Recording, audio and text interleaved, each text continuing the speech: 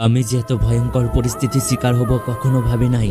ক্লাবে আড্ডা দিয়ে বাড়ি ফিরছিলাম, রাত তখন 11টা বাজে। ঠিক সেই সময় একটা বিকট আঁশটে গন্ধ পেলাম। গন্ধটা যেদিক থেকে আসছে সেদিকে তাকাতেই দেখলাম কেউ একজন দাঁড়িয়ে আছে ইলেকট্রিক পোলের নিচে।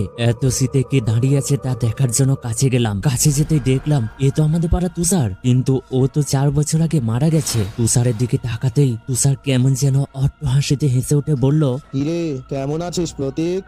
আরে তুষার, তুই কিভাবে? হ্যাঁ, মারা তো গেছি, কিন্তু একটা কাজ বাকি আছে যে। কি কাজ? তোকে মারা। মানে কি বলছিস? আমি সব জানি। যেই দিন আমার গার্লফ্রেন্ড আর তুই আমাকে প্ল্যান করে বিষ খাইয়ে মেরে দিলি, তার আগের থেকেই জানতাম সব। আমার গার্লফ্রেন্ড আমাকে নয়, তোকে ভালোবাসে। কি বলছিস উল্টোপাল্টা? কিন্তু তোরা আমাকে এভাবে মেরে ফেলবি কখনো ভাবিনি। তারপর কি ঘটতে চলেছে তা দেখানো হবে আগামী পর্বে। চ্যানেলটি সাবস্ক্রাইব না করা থাকলে এখনই সাবস্ক্রাইব করে রাখুন।